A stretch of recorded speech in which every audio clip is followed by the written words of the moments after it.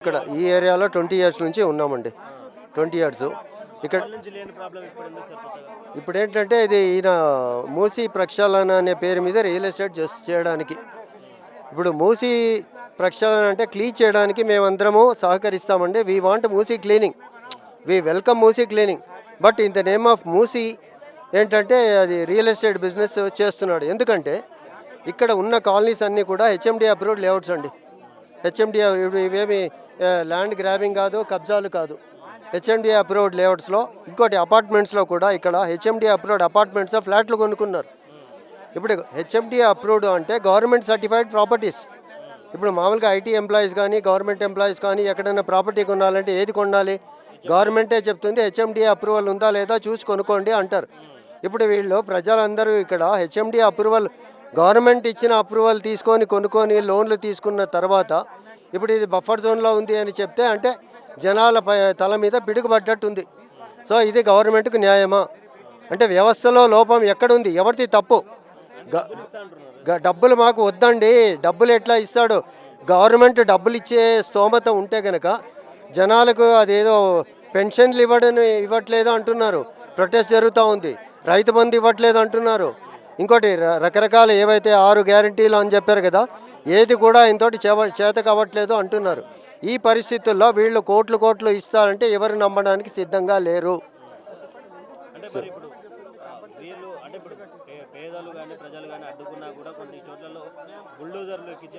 జనాలందరూ ప్రజా యుద్ధం చేయడానికి రెడీగా ఉన్నారండి, ఎవరు ఇవ్వడానికి రెడీగా లేరు. గవర్నమెంట్ చిత్తశుద్ధి ఉంటే క్లీన్, ఓన్లీ మూసీ క్లీన్ చేయండి. మూసీ పేరు మీద వ్యాపారం చేయడానికి, మా ఆస్తులు ఇవ్వడానికి, మా ఇళ్ళు ఇవ్వడానికి మేము రెడీగా లేము. గవర్నమెంట్ అది తెలుసుకుంటే మంచిది. ఫ్యామిలీలో అందరూ షాకింగ్లో ఉన్నారండి. అందరూ ముఖ్యంగా ఇక్కడ చాలామంది రిటైర్ అయిన వాళ్ళు ఉన్నారు. పిల్లలేమో ఎక్కడో ఉంటారు దూరంగా, చదువులు ఉద్యోగాల్లో వేరే దగ్గర ఉంటున్నారు. వీళ్ళు ఇక్కడ రిటైర్ అయిన ఉద్యోగాలు ప్రశాంతంగా ఉందామనుకునే టైంలో వీరు వచ్చి మూసీ ప్రాజెక్టు మీద ఇవన్నీ ల్యాండ్ గ్రాబింగ్ చేయడం మాత్రం చాలా షాకింగ్గా ఉంది. అందరూ అంటే హెల్త్ల మీద కూడా ఎఫెక్ట్ పడుతూ ఉందండి. Zero value. ఆయన సంపాదించిన డబ్బులు కాదు, మిగతా వాళ్ళందరూ కూడా జీవితాంతం కష్టపడి కొనుక్కున్న ప్రాపర్టీసు. ఆయన ఉన్నంత వరకు జీరో వాల్యూ చేయగలడు. ఆయన ఎన్ని రోజులు ఉంటాడు ఇది చేసి? తర్వాత వేరే వచ్చిన వాళ్ళంతా దే కెనాట్ డూ ఇట్. వాళ్ళు ఆ జీరో వాల్యూ అనేది ఎవరు నమ్మరు. పెళ్లి చూడు కరెక్ట్. ఇప్పుడు ఇక్కడ అది ఆయనకు తెలియట్లేదు. ఎందుకంటే ఆయన ఏంటంటే సామాన్య కుటుంబంలో డబ్బులు సంపాదించి ఇల్లు కట్టాలంటే ఎంత కష్టం అనేది ఆయనకు అర్థం అవట్లేదు. ఆయన రియల్ ఎస్టేట్ చేస్తున్నాడు, వ్యాపారం అదేంటి పొలిటిక్స్లో ఉన్నారు కాబట్టి ఆయనకు సామాన్యుడి సమస్యలు ఏంటి ఆయన అర్థం చేసుకోలేకపోతున్నారు. అవునండి.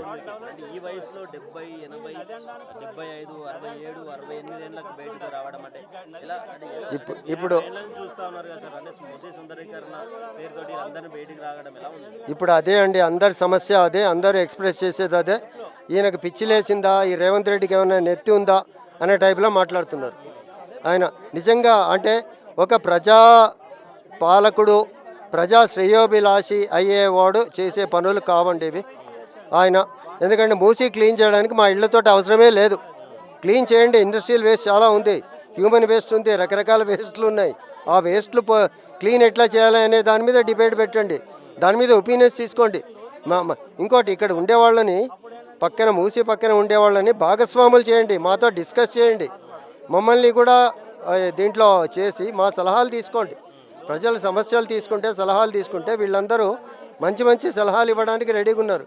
మీరేదో ఏసీ రూముల్లో కూర్చొని డిపిఆర్ పేరు మీద ఫారెన్ కన్సల్టెన్సీకి ఇచ్చేసి, ఫారెన్ వాళ్ళు ఇచ్చి ఇక్కడ వాళ్ళకి అర్థం చేసుకోవాలి కదా జనాలు ఎట్లా బతుకుతున్నారు, ఎట్లా ఉన్నారు అనేది.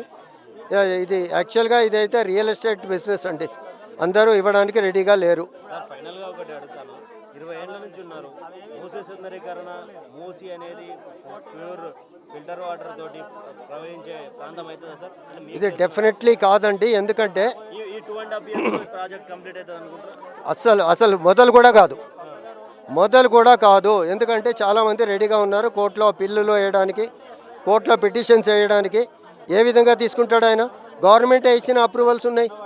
గవర్నమెంట్ ఇచ్చి ఇప్పుడు అదేదో కబ్జా చేశారు అంటే కనుక ఏమన్నా తీసుకుంటే అదేదో చేయలేరు అనుకుంటారు, కానీ గవర్నమెంటే అప్రూవల్స్ ఇచ్చింది. హెచ్ఎండిఏ వీళ్ళ కాంగ్రెస్ గవర్నమెంటే ఇచ్చింది.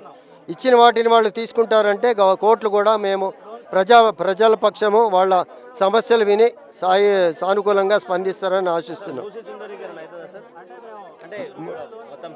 మూసీ ప్రక్షాళన మేమందరం కోరుకుంటున్నామండి. సుందరీకరణ కూడా చెయ్యొచ్చు. మూసీ సుందరీకరణ ప్రక్షాళన పేరు మీద రియల్ ఎస్టేట్ బిజినెస్ మాత్రం కాదండి. రియల్ ఎస్టేట్ బిజినెస్ చేయడం వీలు కాదు ఆయనకి.